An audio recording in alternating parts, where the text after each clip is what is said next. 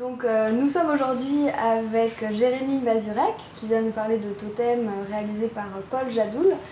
Donc Jérémy travaille pour le studio L'Enclume et donc a travaillé plus spécifiquement sur les décors du film. Donc est-ce que tu peux nous parler un petit peu de la jeunesse du projet, comment t'es rentré dans ce projet? Alors moi je travaille au quotidien avec Paul Jadoul, donc effectivement j'ai suivi la genèse du projet depuis l'écriture, donc c'est un film qu'il a écrit assez vite, on était tous assez impressionnés de la rapidité à laquelle il est arrivé au premier scénario. Après effectivement, entre le moment où il a commencé le film et il a écrit ce premier scénario, il y a eu 2 ans et demi ou 3 ans. Et on a entre-temps réalisé un autre film qui s'appelait Le Parfum de la carotte et qui est basé aussi sur le graphisme de Paul. Donc pour ce film-là, Totem, avec un S, Paul souhaitait faire évoluer un tout petit peu son graphisme, déjà parce que le film n'est pas destiné au même public. Le Parfum de la carotte plutôt pour jeune public et Totem plutôt pour adultes. Et donc il m'a confié la supervision des décors. On était une toute petite équipe pour les décors, on était 3 décorateurs. Et donc moi je suis parti du travail qu'avait déjà établi Paul, des premières recherches graphiques.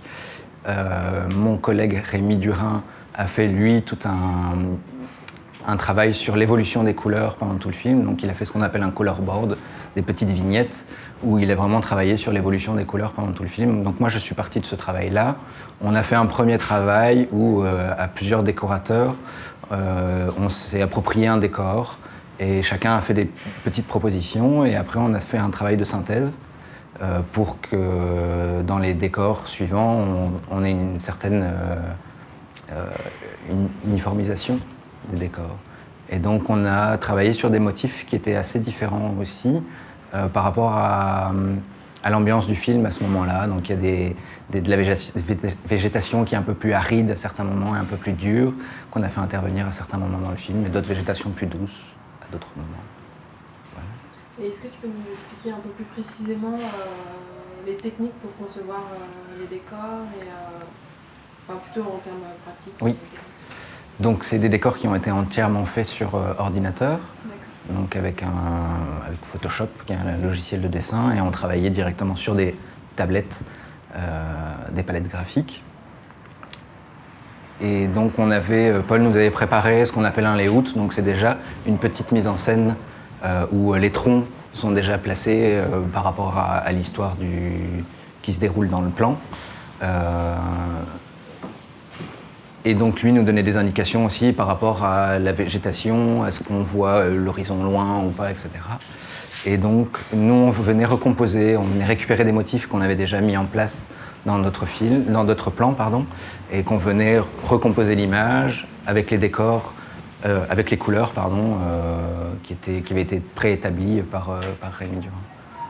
Et du coup les couleurs aussi qui changeaient en fonction de l'heure. Oui. Dans le film, parce que donc, c'est un film assez nocturne, mais malgré ça, on voit qu'il y a quand même un travail sur les couleurs qui changent, qui évoluent. Oui, et Paul intervenait parfois en disant oui, donc là, l'évolution de la couleur, c'est très bien, mais il faut que ça change plus vite.